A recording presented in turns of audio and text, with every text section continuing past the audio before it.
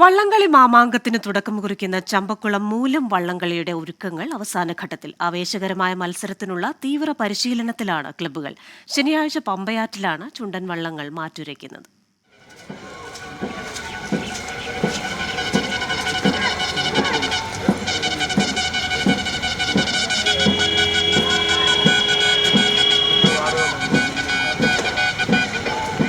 മിഥുനമാസത്തിലെ മൂലം നാളിൽ നടക്കുന്ന ചമ്പക്കുളം വള്ളംകളിക്ക് ഏകദേശം 4 നൂറ്റാണ്ടിന്റെ പഴക്കമുണ്ട്. പമ്പയാറിന്റെ ഓളപ്പരപ്പിൽ തുഴയെറിയാൻ ഇക്കുറി 6 ചുണ്ടൻ വള്ളങ്ങളാണ് എത്തുന്നത്. കഴിഞ്ഞ തവണത്തെ ചാമ്പ്യന്മാരായ നടുഭാഗം ചുണ്ടൻ ഇത്തവണ നടുഭാഗം ബോട്ട് ക്ലബ്ബാണ് തുഴയുന്നത്.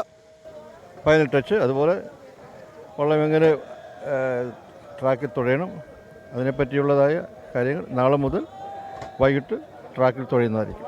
കപ്പടിക്കുക എന്നുള്ള ലക്ഷ്യം മാത്രമേ ഞങ്ങൾക്കുള്ളൂ. അതിനായി തമ്പുരാനോട് പ്രാർത്ഥിക്കുന്നു. ചമ്പക്കുളം, ആയാപ്പറമ്പ് പാണ്ടി, സെന്റ് ജോർജ്, വലിയ ദിവാഞ്ചി, ചെറുതന തുടങ്ങിയ ചുണ്ടൻ വള്ളങ്ങളാണ് മത്സരിക്കുക. 3 ഹീറ്റ്സുകളിലായാണ് മത്സരം. രാജപ്രമുഖൻ ട്രോഫി നേടാൻ ദിവസങ്ങൾക്ക് മുമ്പേ ക്ലബ്ബുകൾ പരിശീലനം തുടങ്ങി.